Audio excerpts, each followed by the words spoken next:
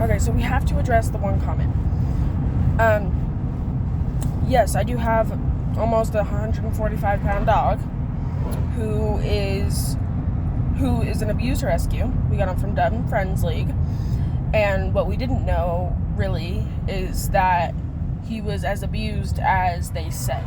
He's worse than they were saying. He is leash reactive. He's aggressive towards men. And the aggression towards men is kind of the newer thing for him. He wasn't doing that before until one day he just snapped. That was the first time. But he didn't succeed because I didn't let him. Second time, he tried to bite my autistic neighbor. But to be fair, my neighbor picks and chooses whether he is okay with a dog that close to him or not. And so he was most likely nervous, and Ollie probably picked up on that and snapped. He didn't get to bite him either because I didn't let him. I know how to control my dog. Ollie loves people. Like, yeah, he can be iffy every now and then, but he loves people. He's a people person, and he's friendly with other dogs. He just reacts to them.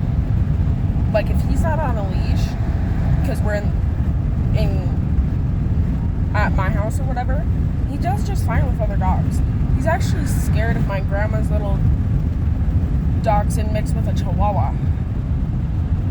He's scared of her, even though she has never done anything other than he probably sees her snap at Maggie, our little gremlin, crackhead of a dog, and probably thinks that she's gonna do the same because she's older. She likes her space. Maggie, the littlest dog we have, but she's not like a little rat, even though I call her that. She's just a little bit smaller than a lab. She bosses him around. She steals his toys. She growls at him, and he's submissive. He backs off. He's scared of her. And this is all inside the house. Inside the house, we're the boss. He has nothing. Like, he's not the boss of anything. We run him. But outside of the house, he gets things that he can do whatever he wants. He runs us. And that rules don't apply to him. Or basic manners.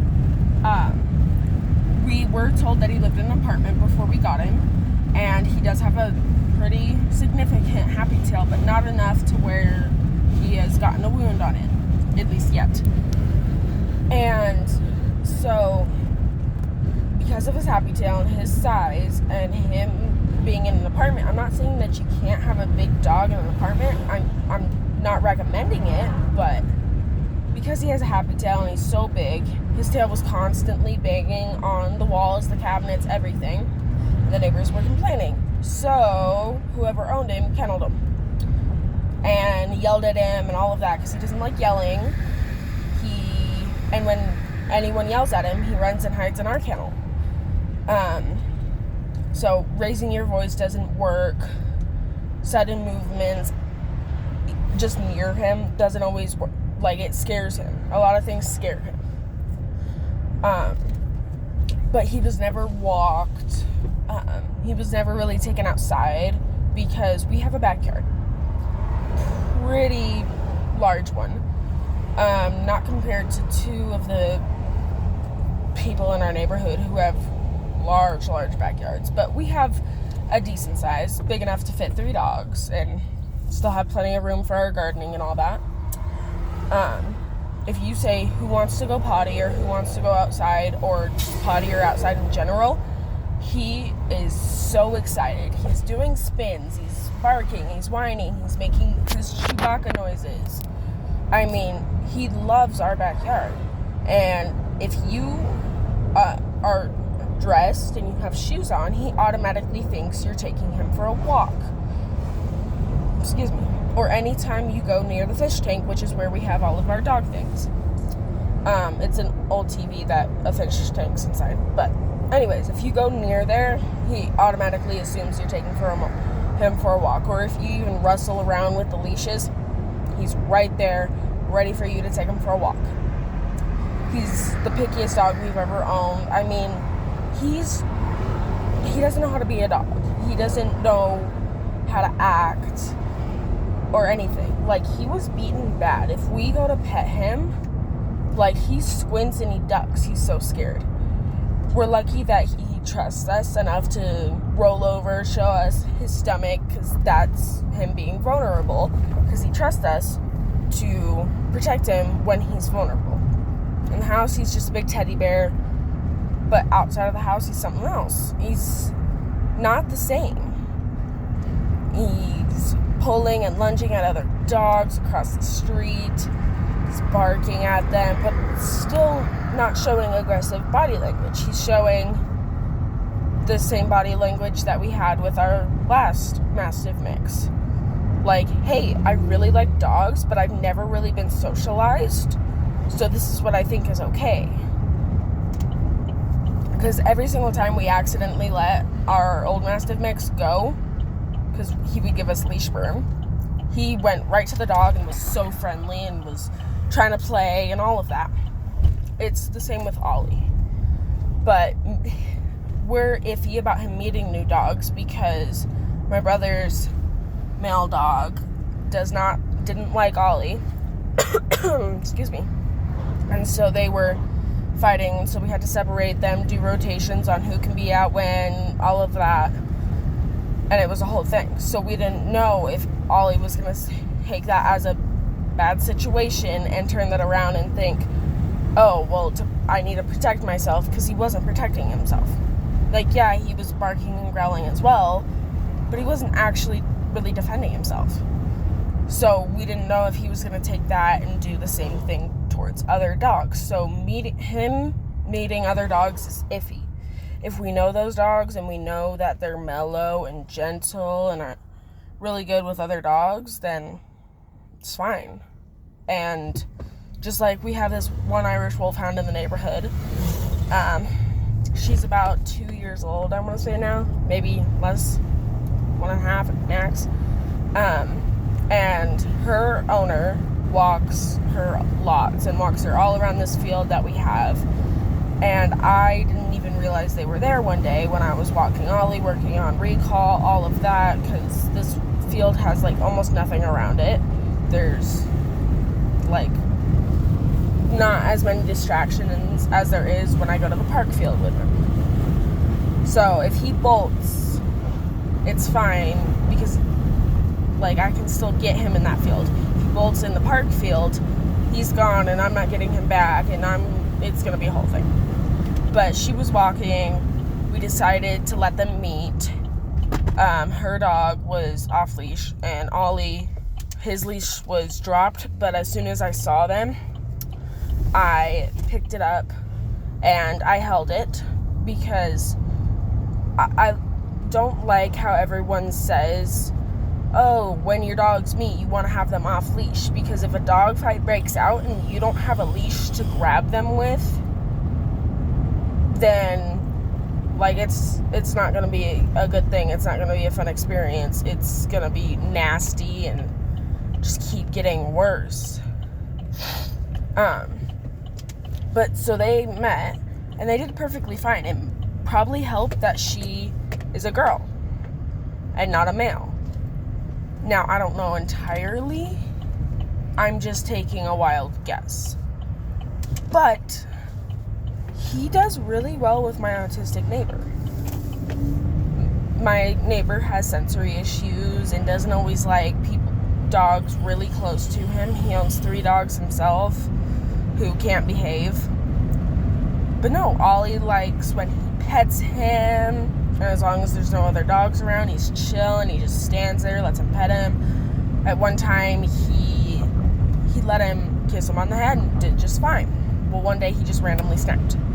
Now, every single time, strangely enough, that my neighbor has gotten the cops called on him for holding his phone like this and scowling at it, watching SpongeBob videos on YouTube, but because he's 21 and all of that, people think he's taking pictures.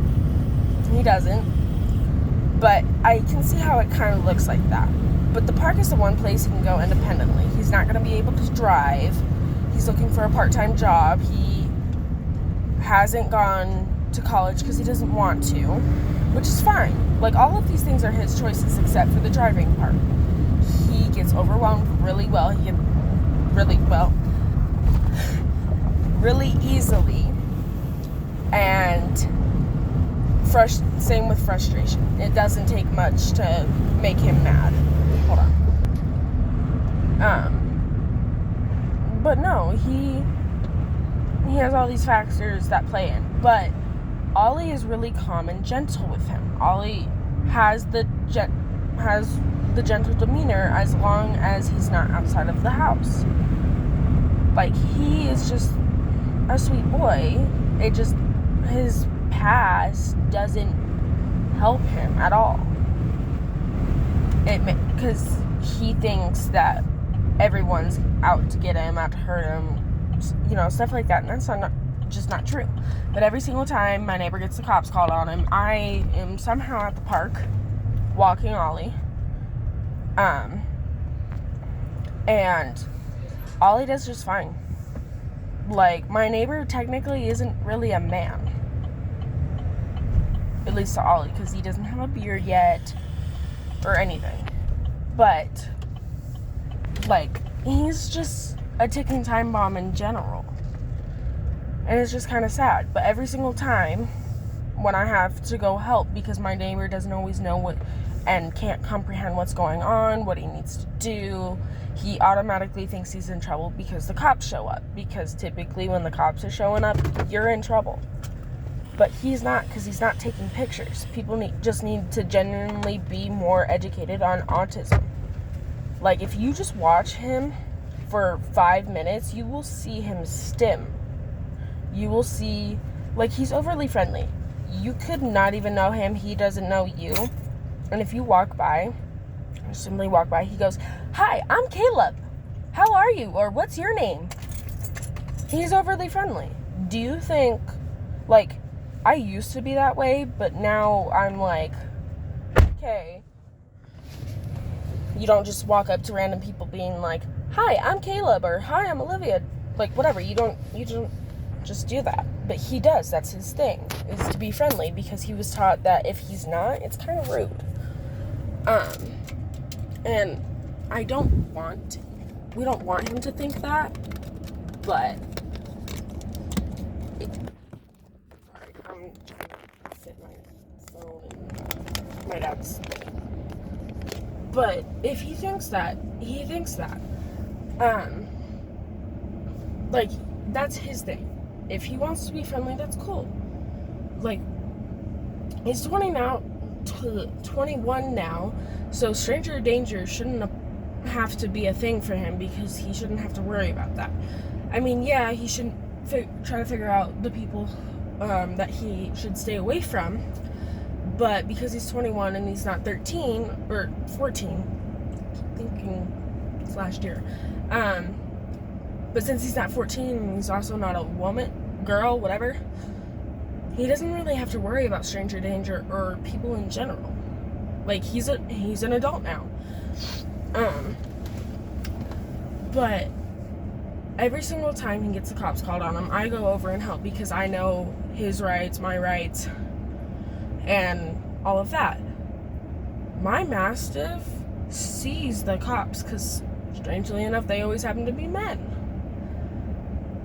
And you know what he does? He watches them very closely. Yes, I do make sure that there's space, because I do know that he's a ticking time bomb and he's unpredictable. Doesn't help that he was abused and that he wasn't treated right in general. Like, that's just not right. If you're not going to treat a dog right, don't own a dog. Same with any animal. Like, if you're not going to feed it, if you're not going to take it out for walks, if that's like, if it's a dog, some people take their cats out. Oh god, my allergies are bad. Sorry. But if you're not gonna take care of it, why own it? To torture it? Like, no, it's just wrong. But my Mastiff is fine with people. I also know how to handle him. When he's pulling and lunging, as soon as my heels are dug in, I'm not moving, not unless I move myself. He cannot move me. If I'm pulling back and I'm walking backwards, that's me moving myself. He can't budge me. He weighs, I'm like 120 pounds. So he weighs about 25 more than me. And I'm still able to control him. I'm able to control a German Shepherd Husky that pulls and has never really walked or anything. I'm able to handle just about any dog. These dogs can't pull me down.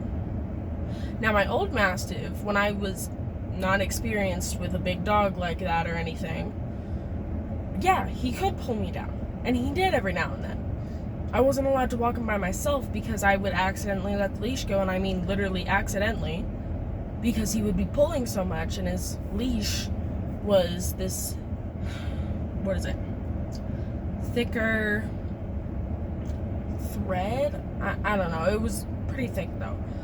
And when he would pull, it would skim, and it would give me leash burn, and it would hurt. So of course I would let go because I wanted it to stop hurting. But that was before I knew what I was doing. I knew all about the dogs, what it was, like all of that. That was before. Now I do know, and I'm more experienced, and I've been working with dogs since I was, I want to say 3 or 4. I've had having a stroke here. I've had dogs my entire life. I had a dog that pretty much raised me. I mean, yeah, of course my parents still raised me, but this dog went everywhere around the house with me. To the park, if we had one, I don't remember. She would be out there sunbathing, my parents would put me next to her, and she would just lay there. Wherever I went, she pretty much went, except for when it was in non-pet friendly places, of course, because she was an ESA and a pet. ESAs and pets don't go out in public if it's a non-pet friendly establishment. Lucy, because she's a service dog, goes everywhere, pretty much. Now, I don't take her everywhere, but she is allowed to go everywhere. She has no restrictions. Doesn't matter if it's a concert or what, like, they can't deny me access legally. Anyways, but I know how to handle my dogs. My throat's dry. But I know how to handle my dogs. I know how to handle him. Whenever we're not in any field, because I put his harness on, his gentle leader, and have 2 leashes. The one that's on his harness goes around my waist. The one that's hooked up to his gentle leader goes in my hand. I have more control than my mom. Well, like, yeah, my mom still has control over him and can boss him around, but she only has his gentle leader and his leash. She doesn't have his harness and his gentle leader and 2 leashes, 1 for each. Now I do. I have 1 for his harness, and that goes around my waist. So then I can pull my entire body weight back to keep him from pulling. Yes, it does hurt. That's a 145-pound dog at the end of the leash. It hurts, of course, because it's applying quite a bit of pressure against my stomach and my back. But then there's also his gentle leader that I can also control him with. Anytime I walk him, he always has all 4 of those. 2 leashes, his gentle leader, and his harness. And then, of course, his good boy walk cookies, which is what he gets on a walk. But he's so picky. He doesn't eat bananas. He doesn't eat strawberries, blueberries, raspberries. Of course, he doesn't eat anything healthy. Like, he's so picky. We have never met a dog who was not food motivated or toy motivated. He's not either. Lucy, my service dog, is heavily food motivated and does occasionally have prey drive as well, but not every single time. My dad's coming back. But not every single time. Maggie, she has food drive, not really prey drive at all. I mean, if she wants to play with a toy, or Ollie's playing with a toy, then she will play. But I know how to handle my dogs. I know what works for them. Ollie is not really food motivated, but we want to encourage him to, like, if he focuses and checks in with us, then he gets a cookie for that, which, well, cookies at our house are treats. Doesn't matter which one. They know the words to both. They know what they mean. But no, so I had him at my side in a sit, and I was holding both leashes. Not, like, even the one around my waist, I'm having a stroke. Around my waist, that one, I had holding in my hand. Then the other one, I was still holding in my hand. I sat him down next to me, was talking with my neighbors and the cops that didn't need to be there, because they were overwhelming my neighbor, confusing him, and it was just a whole thing. So, yeah, my mastiff mix might be unpredictable and might be a little aggressive towards men because he's only had bad experiences, but I still know how to control him. Both times he has been unsuccessful with biting the people he's trying to bite. He lunges, he snaps, but there's no actual contact unless it's just with his, like, jowls. He has never actually gotten his teeth on someone. Now, has he accidentally bitten me and my mom and my dad and all that? Yes, but it's because he doesn't know how to play toys, and he doesn't like to let go of his toys.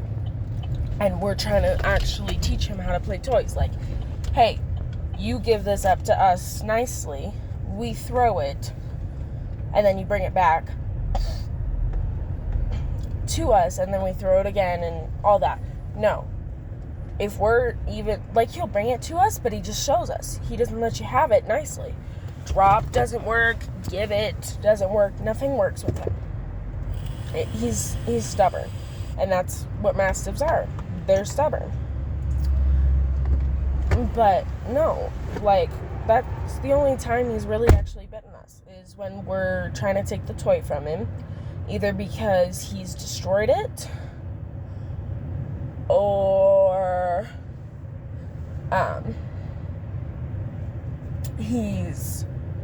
we want to, like, teach him how to play toys or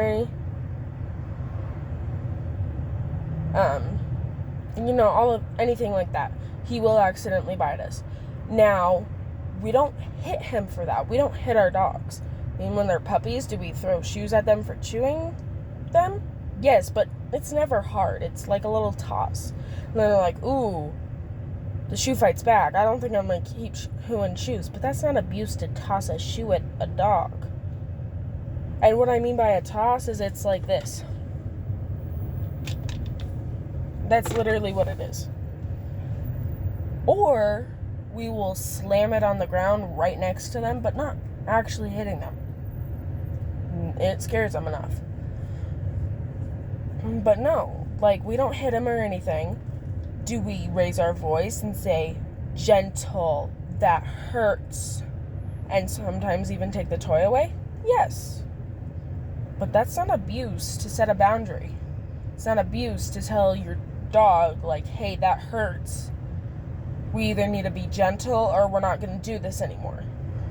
Like, I don't see abuse there. One second. But if you think that's abuse, I think you need to check again. Or think again, whatever. But no. Yeah, we yell at him a little bit, but that's because he needs to be gentle. Like, I get he's never really had toys or really anything of his own. Or just anything in general. Whew. Goodness, I'm sorry. He doesn't want to give it up. He resource guards bones, even from us. I didn't want to get bit when I had to take, like, it wasn't an actual rawhide, but, like, similar to a rawhide. It was similar, but it wasn't an actual rawhide. It was like, it was gonna take the same amount of time to chew it as it would for them to chew a rawhide. Like, it was one of those big, long ones. But it wasn't a rawhide. It was like, I don't know, it was some sort of bone. And he was almost done with it, but we needed to take it away because he had it for way too long. Excuse me. So I tried to take it away from him, and before I could even make it to the kennel, he's growling and he's glaring at me and he's still chewing, and that was when I knew, like, okay, he's not gonna let me have it.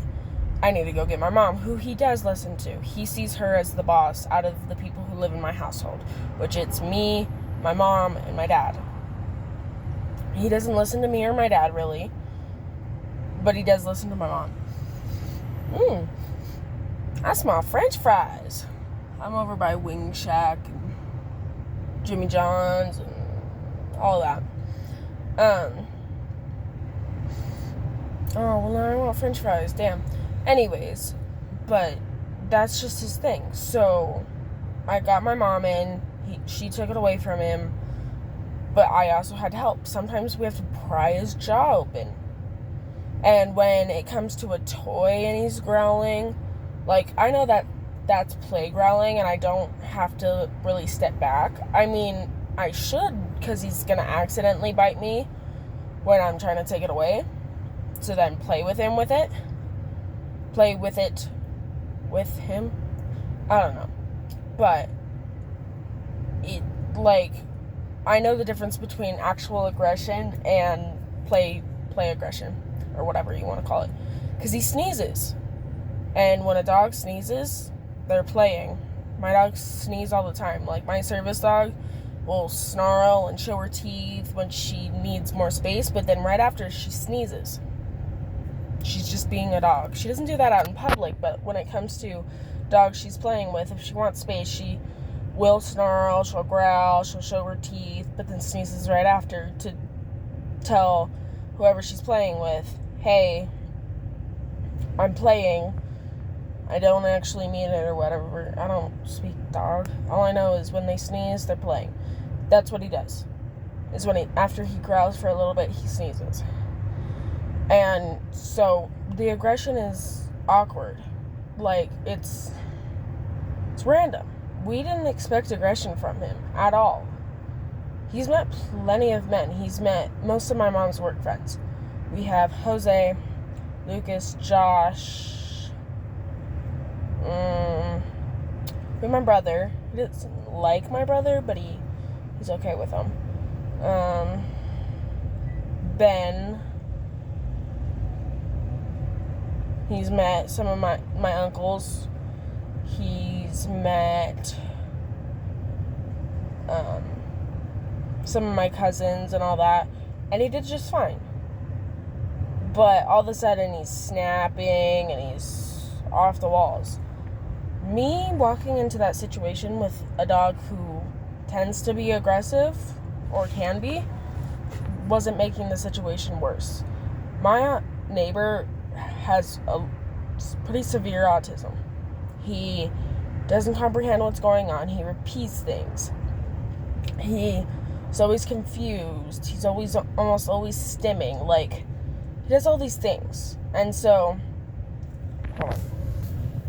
But even though he's 21, you would think he would know French fries, huh? Yeah, it smells good. Even though he's 21 and he's an adult, doesn't mean he knows what's going on. Like, he's pretty clueless. And I'm not saying he's dumb. I'm just saying he doesn't always understand the situation or what's going on. Right? Right. And so him having an interaction with cops who don't need to be there because someone's not educated about autism or knows literally nothing about autism awareness is stupid, and he doesn't know what to do or what to say or anything. So I go over there and I help him every single time I see him because he's swinging and he's just watching his SpongeBob videos and listening and all that. He's harmless. He's not a pedophile and never will be. He doesn't even know what that is, I guarantee it. Like, it's ridiculous. But me having a dog in that situation who is unpredictable wasn't the problem. Ollie helped my neighbor through that situation because he was nervous. I didn't know what to do. Ollie helped him through that. He didn't bite the cops. And yes, I do know that if I didn't know how to handle him, he could have gotten tased or shot. But because I know how to handle my dog and train my dogs and work with them, and I know the warning signs to when I need to get ready to correct them, he didn't get hurt. And he was just fine. I was just fine. My neighbor was just fine. Now, ACAB, for real, nobody likes cops. They're always nosy. They always find some stupid reason to pull you over, even if they actually have no probable cause. They'll make up some sort of excuse being like, oh yeah, well, my probable cause was this, or I don't have to tell you what the probable cause was or why I pulled you. It's a whole thing. And then them going around shooting and tasing dogs for aggression is ridiculous too. Breaking older ladies who have dementia's arm for shoplifting, throwing people to the ground. Let's see. Tasing people till they die or have a heart attack. I think they get it. You can move on. Okay, well, you never know. But all of that. So, whenever they show up, my neighbor's like, oh my God, they're here for me. I'm in trouble. Oh, I'm sorry. And he apologizes more than once. He's like, I'm in trouble? No, you're not in trouble, bud. Are you sure? Yeah, we're sure. You didn't do anything wrong. It's just people who don't know about autism and don't know what they're doing or talking about and don't know that you're harmless and innocent and would never do anything to hurt anyone. Goes, yeah, I wasn't taking pictures. We know, buddy. We know you weren't doing anything. You were just watching your videos. We know you didn't do anything wrong. But other people don't know that. Like, that's just been the thing. And everyone in the neighborhood who knows my neighbor knows that he's harmless and would literally never do anything to hurt anyone. Like, he's too kind for that. He wouldn't hurt a fly. Like, I'm being serious. He wouldn't kill a fly, a spider, none of that.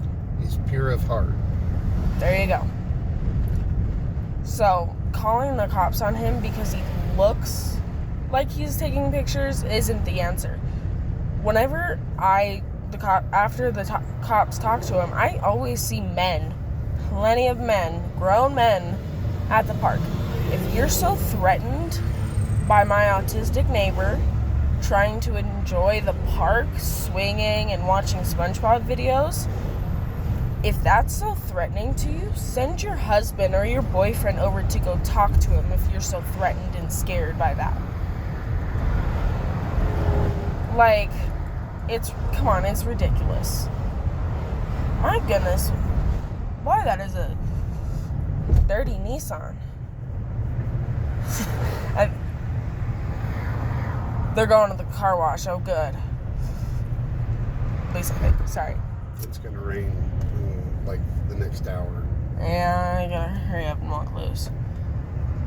I was going to tell Mom not to walk Ollie, but I'll just walk him this weekend or something. I don't know. But no, like, my neighbor loves dogs and all of that. And Ollie actually helped him through those situations because it's happened more than once. It got so bad to where his mom had to post or like make a post on the neighborhood community Facebook page. That's how bad it was getting. And now I don't know if the cops have come ever since that post was made, but we're pretty sure it was from someone in the neighborhood who wasn't even actually at the park. Probably one of the people in the townhomes at my park. Now, we're not certain, but we're pretty sure. Like, I mean, it's ridiculous. Educate yourself about autism, and that wouldn't be a problem. Like, I think everyone should be educated on autism because they'll realize that the stereotype for just about everything is all wrong. For African Americans, Hispanic, Asians, all of that. All of those stereotypes are wrong. Same for people who have disabilities like autism, mobility issues. Just because you don't see a disability doesn't mean that person doesn't have a disability. There's plenty of invisible disabilities like PTSD. We've made a stereotype for that. Like, if you've gone to war, that's the only way you can get PTSD, and that's just simply not true. Or what else is stereotype disability wise? I don't know. But you know how sweet and kind Caleb is and would never do anything, and how he doesn't always understand the situation or what's going on, and yeah, like, my neighbor's innocent, and have you seen how Ollie helps him a little bit? No, because I'm usually in the house doing something. Yeah, well, haven't I told you that the reason Ollie has so much loose hair just sitting on him is because of him petting him? I think so. No, he pets Ollie back and forth like this, and Ollie sheds so much, so just hair sits there. It just sits there and collects. But no, like, we all know, everyone in my neighborhood except for the new neighbors know my neighbor, know he's harmless, know he's a good person, and all that. So cops are, like, what are they even gonna do about him taking pictures? Like, unless they have proof, and if they don't have consent to search his phone, which he didn't know that he doesn't have to consent to that. Like, he's not actually hiding anything, so he doesn't have to consent to a phone search. Just like, unless, like, just because they have suspicion or probable cause doesn't mean you can't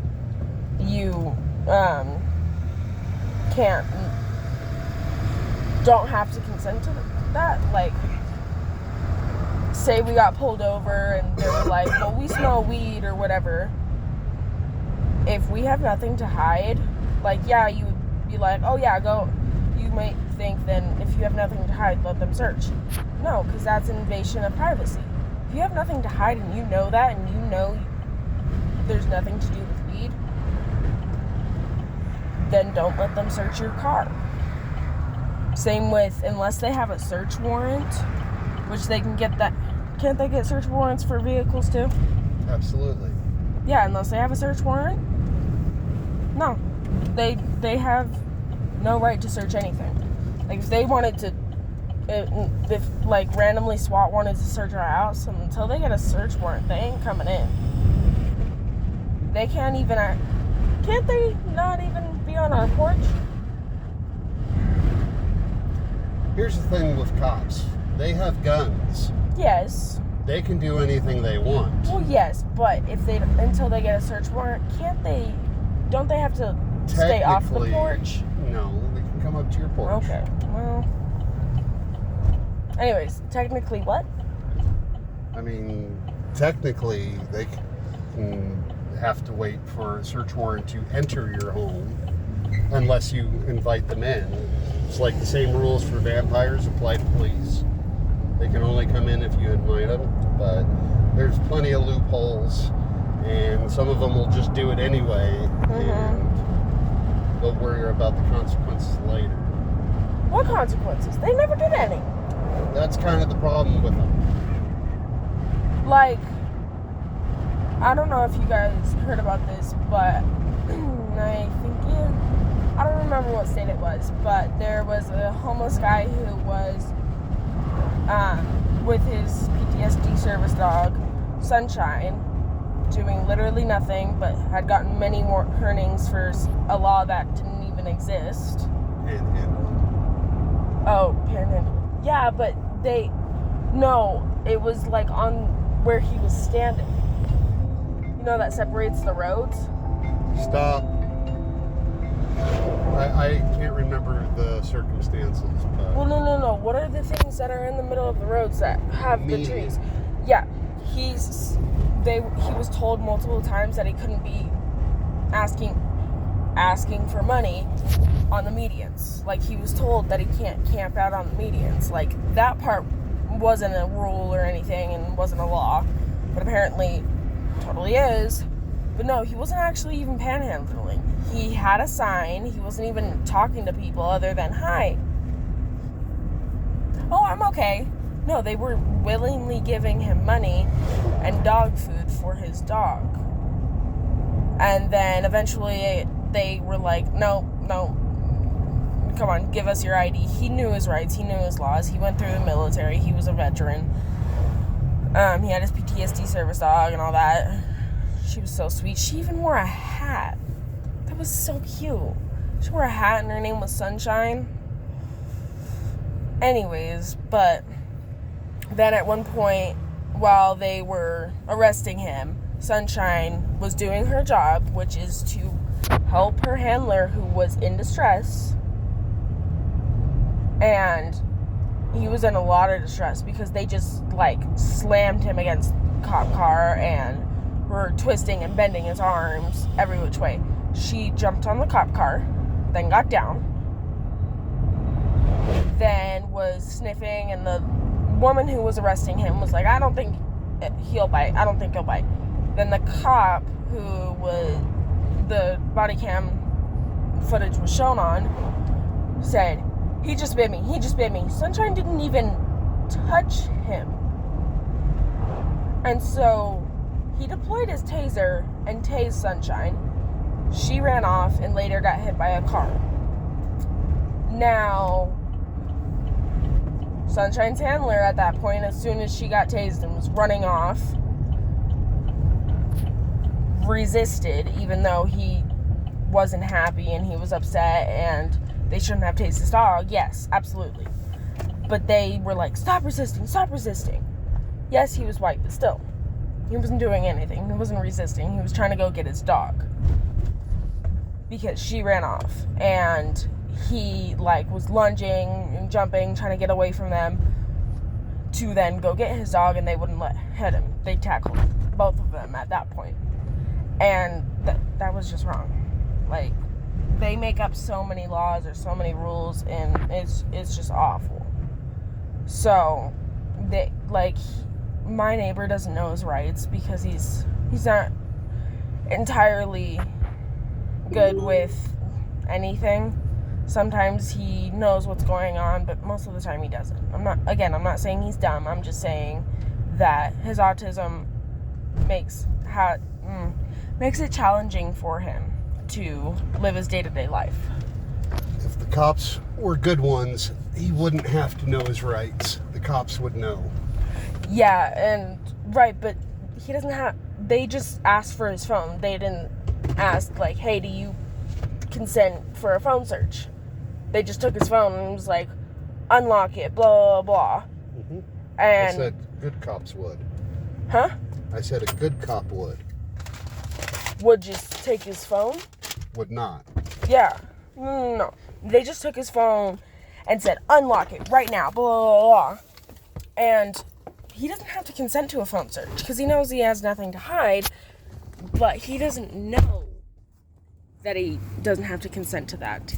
He just thinks he has to do whatever everyone says because that's how he was taught. That was how he was raised.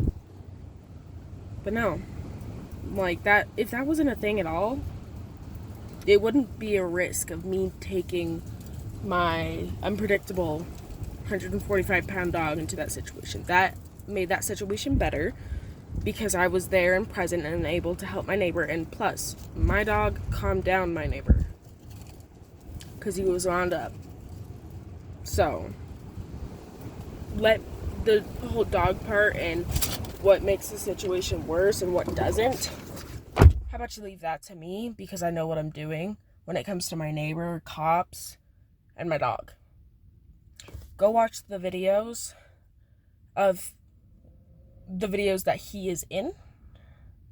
I'm probably going to post the video of me trying to show off to my mom that, hey, he can be off leash, kind of, and that he's not going to bolt, and that he can listen. She doesn't trust me to even drop the leash. She's like, oh my God, he's going to bolt. He doesn't with me, because he knows I'm finna kill him. I'm not actually, but he knows he'll be in a lot of trouble if he does.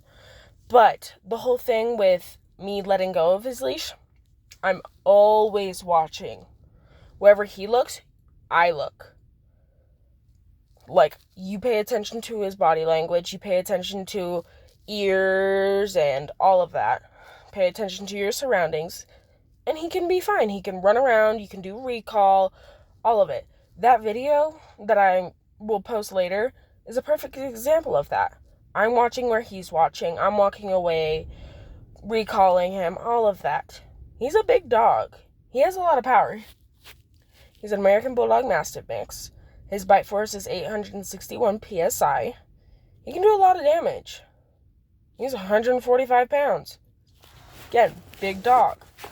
If he really wanted to kill someone, boy, could he. But am I going to let him? No. Do I kind of want him to be a personal protection dog? Yes, but there's requirements that will come first before that.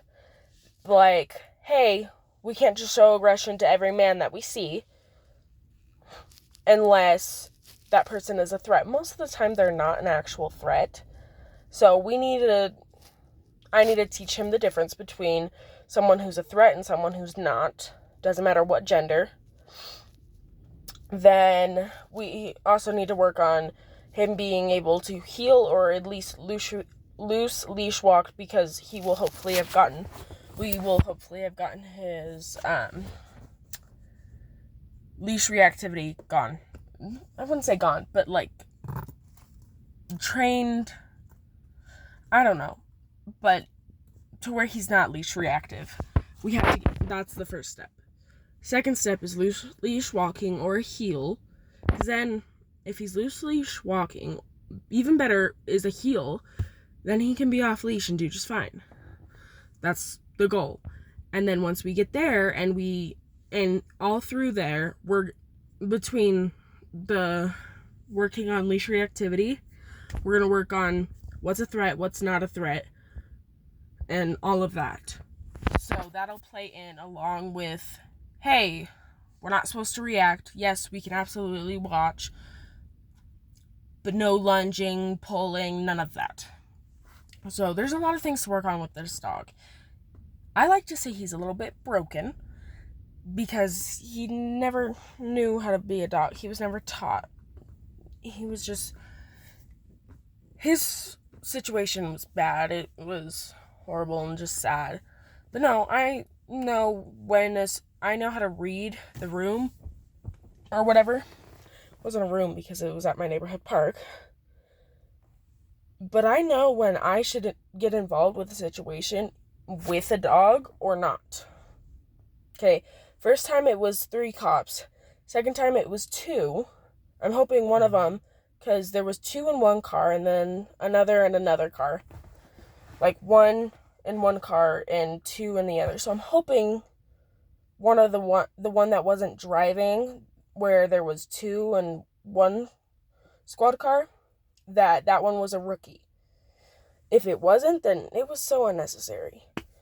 Second time it was 2 cops. Third time it was 1. And I think there was a 4th time where it was also 1. It was the same cop from, I believe, all 3 times.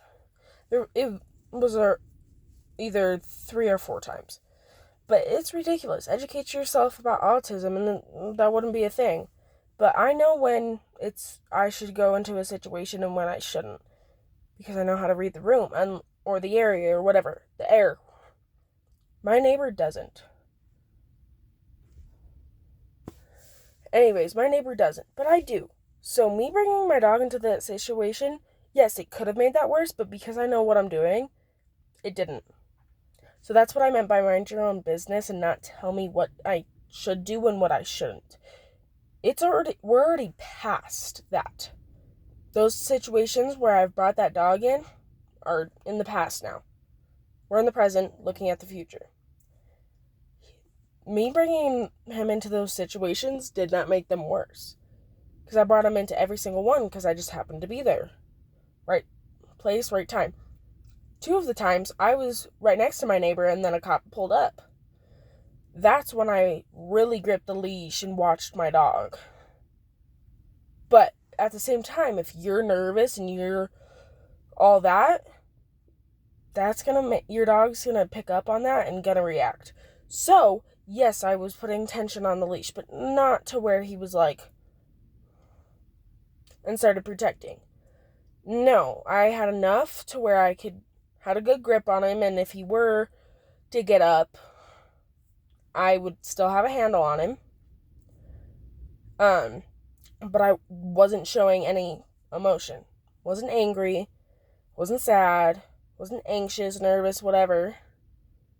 One emotion. I wasn't actually showing emotion. Like, I was normally talking, doing my thing, helping my neighbor, and he did fine.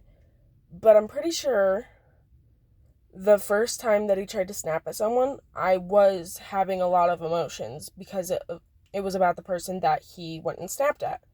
It was a different neighbor who assaulted me. That neighbor lives this way. My autistic neighbor, I'm at my house right now, and my autistic neighbor lives that way, right next to me. And I'm not going to show anything because, yeah, no, I don't want y'all coming and find my house. But, no, I know what's good for me, my neighbor, and my dog. So, go watch the other videos about him, or with him, whatever. Look for a freckled face. But don't tell me what I should do and shouldn't do with my dogs. It's not abuse. Unless I'm abusing them, don't tell me what I should do or shouldn't do. It's my dogs. I'm doing what I know I can do, and they'll be fine. Okay? I also know what's good for my neighbor because he doesn't. Cops don't. His parents and his family do. My family and I do. He doesn't. So, zip it unless you know my neighbor and you know my dog. Just because I say he's aggressive and a bit unpredictable doesn't mean it's like that for every situation. So, bye. Have fun.